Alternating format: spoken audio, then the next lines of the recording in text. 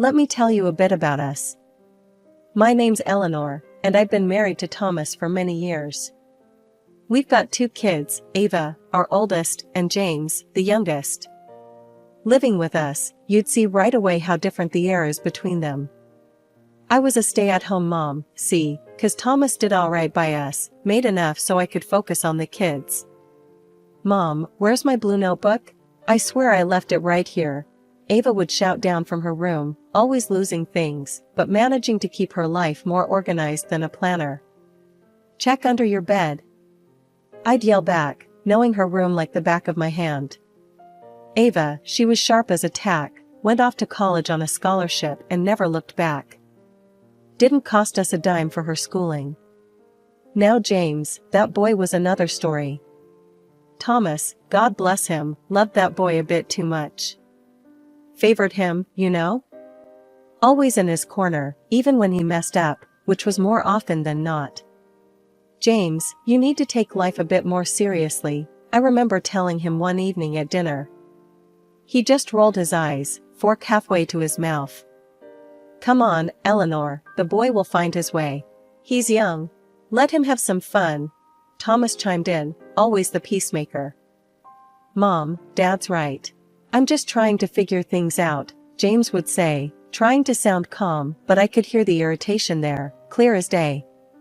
He was good at making you feel like you were the one seeing things wrong. Ava was different. When she moved out, got her job, and started her life, she never asked for a penny.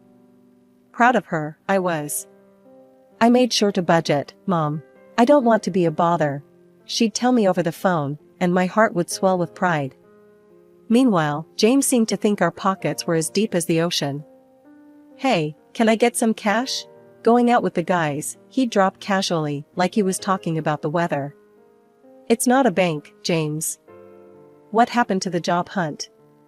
I'd press, trying not to let the frustration bleed through. Jobs suck, Mom.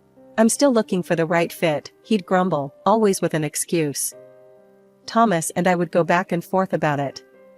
He's just lost, Eleanor. He'll settle down, he'd assure me, but the worry lines etched deeper with each passing day.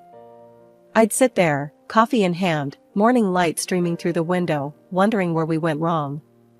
Was it too much love? Not enough tough love?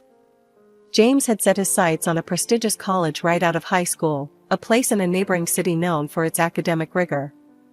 The fact that the college was expensive seemed to bother him less than it should. Thomas and I were roped into paying not just for his tuition, but also for a rented apartment where he could stay while attending classes. It was a big financial strain, but Thomas believed it was all worth it for our son's future. My studies are going great, James would assure us over the phone, his voice always upbeat. You guys don't need to worry about a thing, he'd add, and Thomas would nod, satisfied, passing on the latest cheerful update. But as months turned into a year and then another, the details were sparse. We got snippets of his life, a mention of a test here, a group project there, but never anything concrete. No grades, no reports, nothing that actually showed how he was doing. It started off like any other Tuesday. I was busy with the laundry, thinking about what to make for dinner, when something nagged at me, a mother's intuition, you might call it.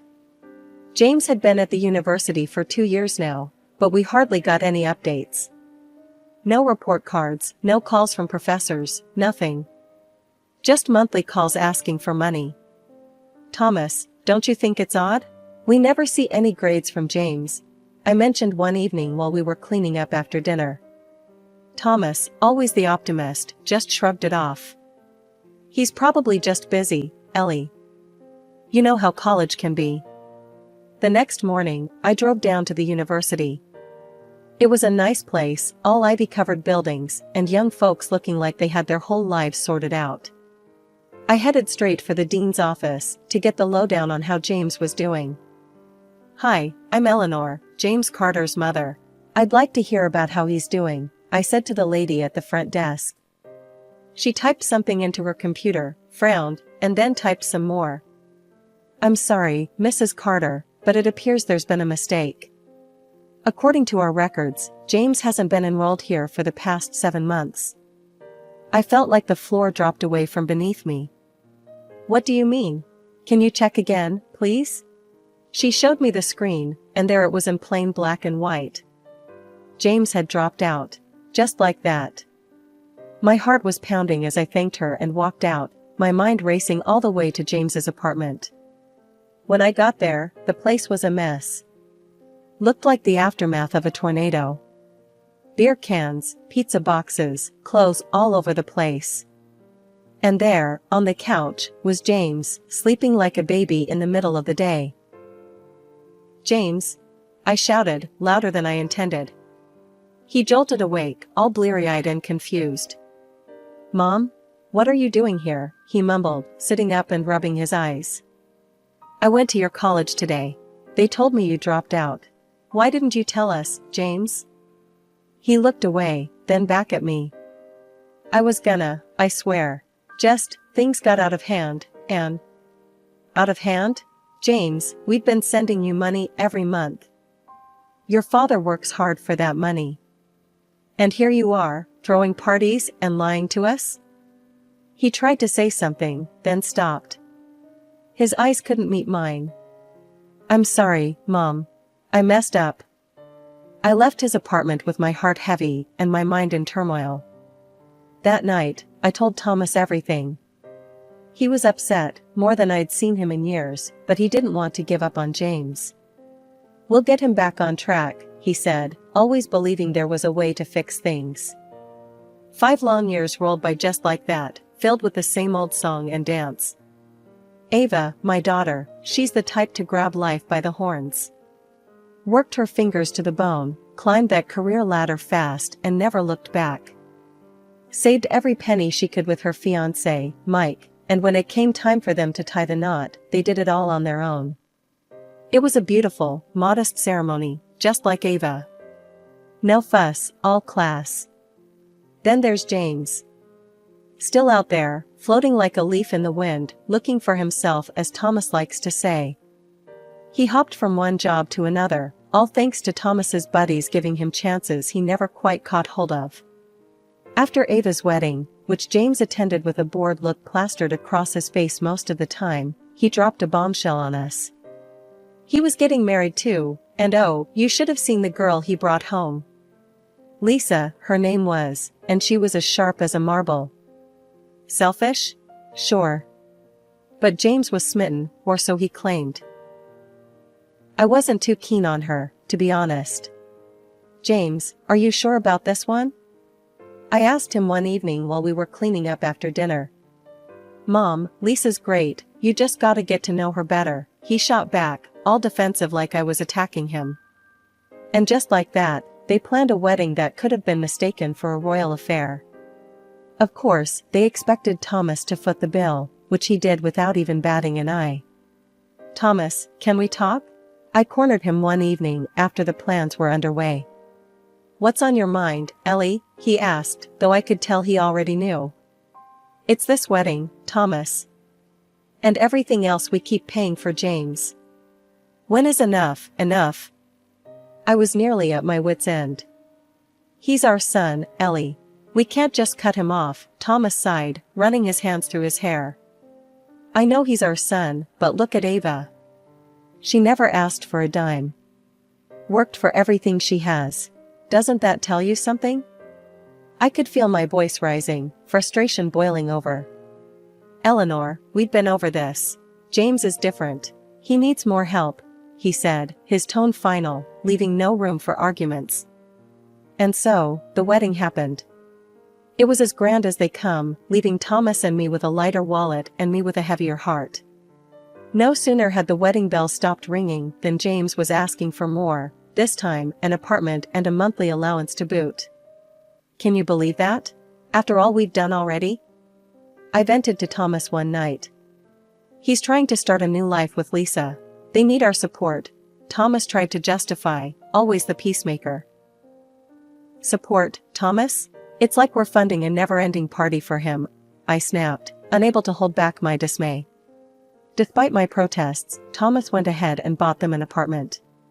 The monthly check started flowing soon after.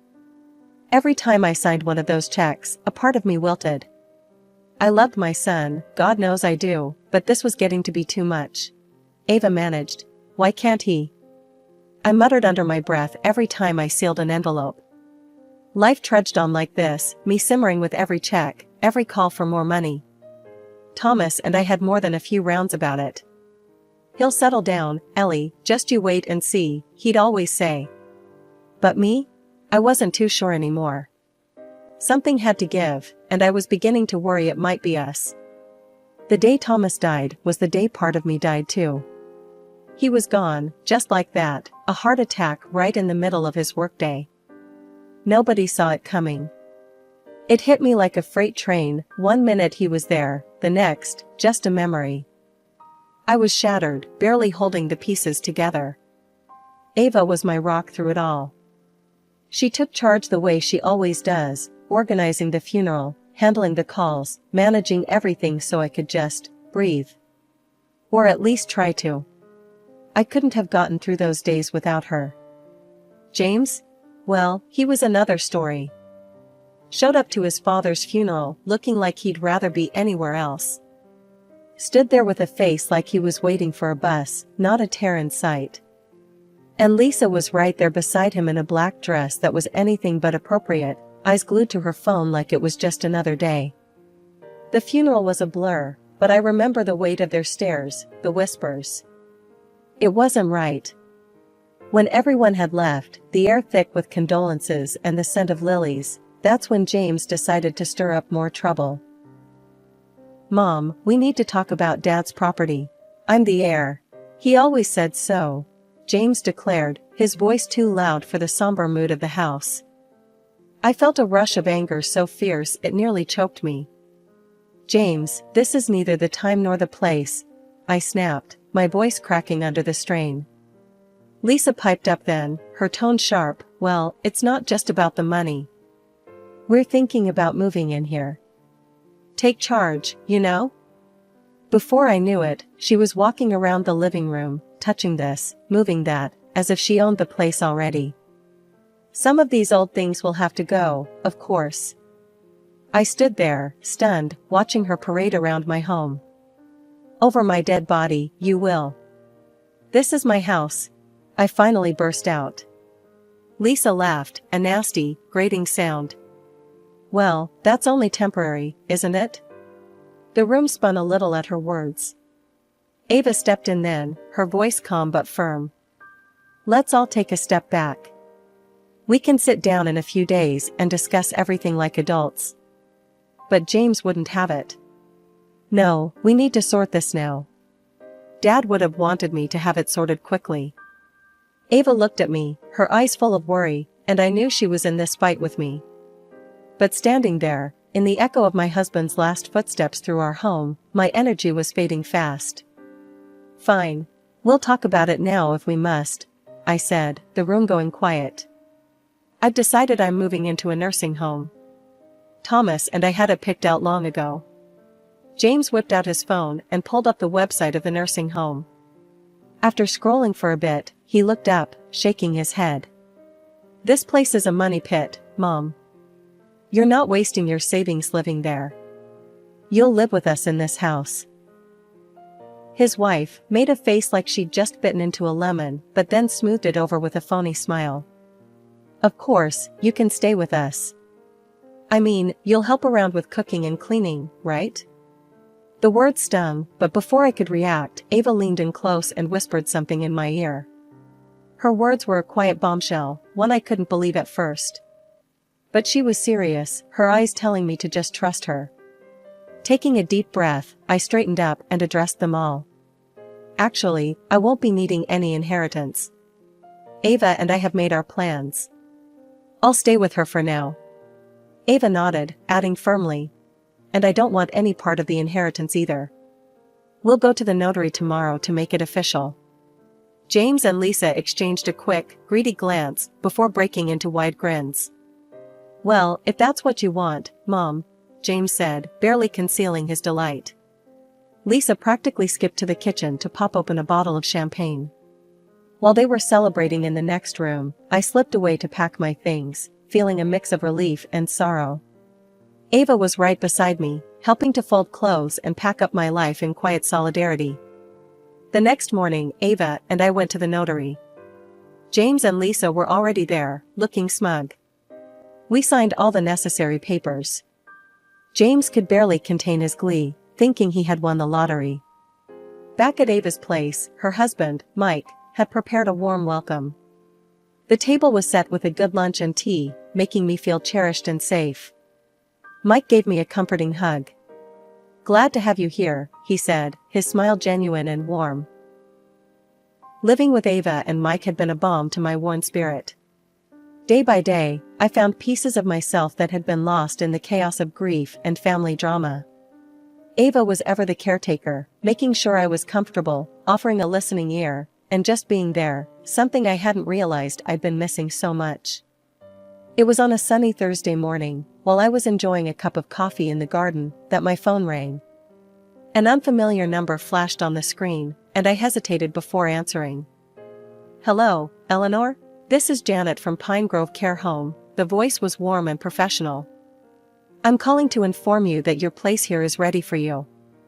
I furrowed my brow, confusion washing over me. "I think there's been a mistake. I didn't book a place at any care home." "Oh, no mistake, ma'am.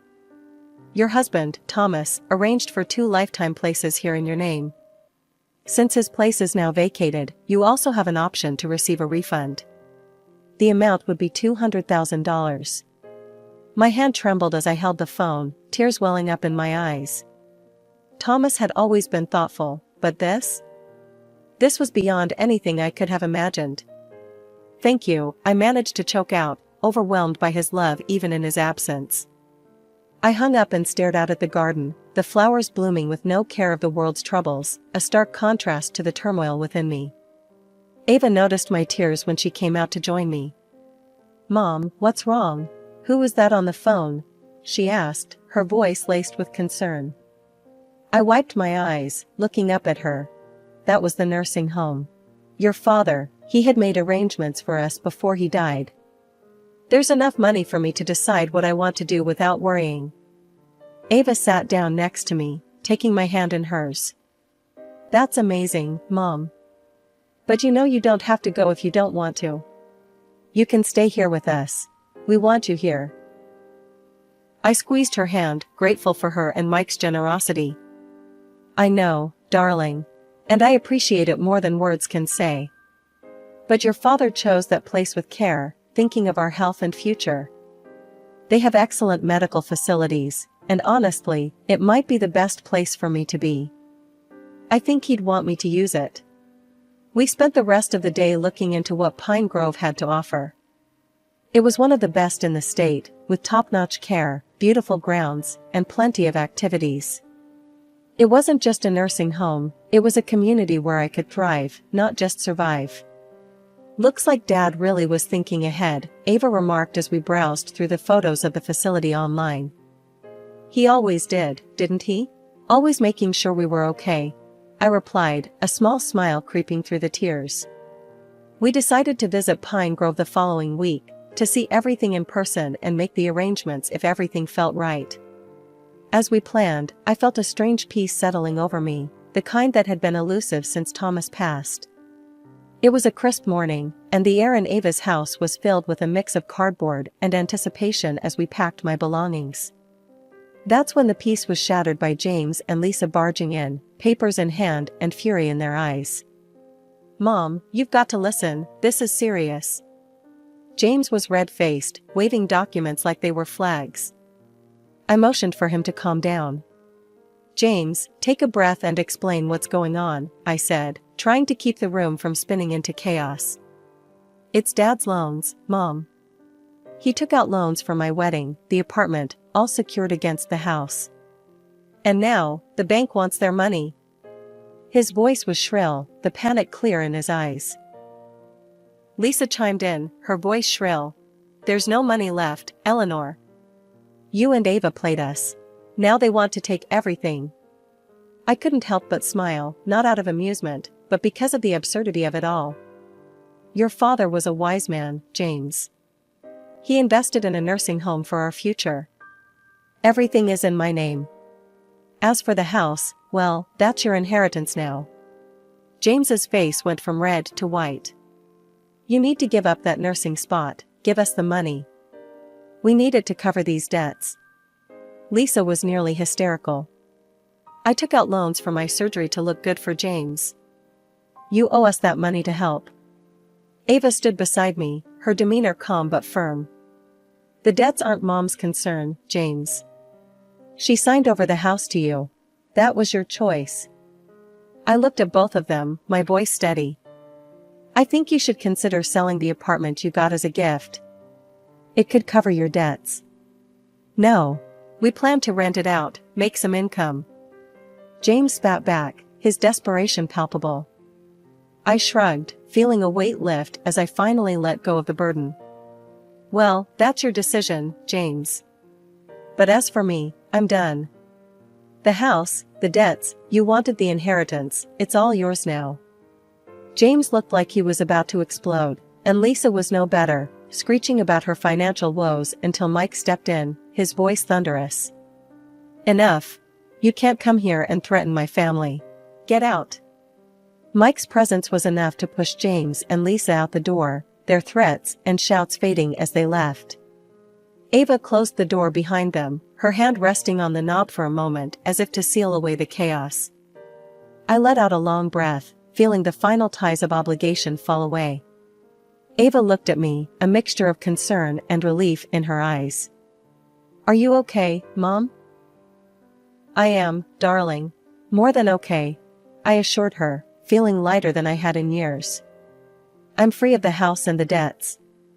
Free of the constant demands. Your father's foresight gave me this freedom, and I'm going to enjoy it without guilt. We spent the rest of the day wrapping up my belongings, each item a memory, each box a step toward my new life. As I packed, I thought about Thomas, his last gift to me, freedom and peace. I was ready for the nursing home, ready for a community of my peers, ready to embrace whatever came next without the shadow of James's problems looming over me. Settling into the nursing home was like starting a new chapter of my life, one I never knew I needed. My apartment here at Pine Grove is more beautiful than I could have imagined. From my window, I can see the sprawling gardens, the trees swaying gently in the breeze, their leaves whispering secrets I'm now free to discover. It's funny, really, how life turns out. Just a few months ago, I was tangled up in family drama, worried sick about debts and inheritances. Now, I'm here, in this peaceful haven, hearing about the outside world as if it's a distant memory. One sunny afternoon, Ava came by for our usual walk in the park that borders the nursing home. These walks have become the highlight of my week. So, how are things back home? How's Mike? I asked as we strolled along the paved path, admiring the blooming flowers. Mike's great, Mom. He's really been a rock through all this. And we've got some news. I'm pregnant. Ava beamed, her face glowing with joy. My heart swelled with happiness. Oh, Ava, that's wonderful. I'm going to be a grandma. I hugged her, feeling an excitement I hadn't felt in ages. As we walked, we talked about her plans, about how she wanted to raise her child, and the laughter we'd share. It was a beautiful feeling, looking forward to life again.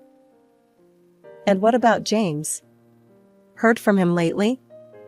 I ventured gently, knowing that part of my heart was still tender where he was concerned. Ava sighed. Yeah, I heard from a mutual friend. He and Lisa sold the apartment and the house to cover their debts. After everything was paid off, Lisa left him. Now he's living in a small rental and had to finally get a job. Sounds like he's learning some hard lessons, I said, not without a pinch of sadness for the son I once held in my arms, thinking the world was his oyster. It's probably for the best, Mom. He's taking responsibility for himself now. It's what you always hoped for, right? Ava squeezed my hand as we paused to watch a pair of ducks glide across the pond. That's true, darling. I always did want him to stand on his own 2 feet. Maybe now he'll find his way, I replied, feeling a mix of relief and resignation. It was hard not to worry, but at least he was making his own path now. Ava changed the topic then, talking about the nursery she was planning, the colors and themes swirling in her creative mind. We laughed and planned, and for a while, I forgot all about the troubles of the past. Living in Pine Grove, I found a community that feels like family. We share stories, play games, and support each other. The staff here are wonderful, always making sure we're comfortable and cared for. It's more than I could have hoped for, and sometimes, I catch myself wishing Thomas could see me now, happy, at peace, and about to be a grandmother.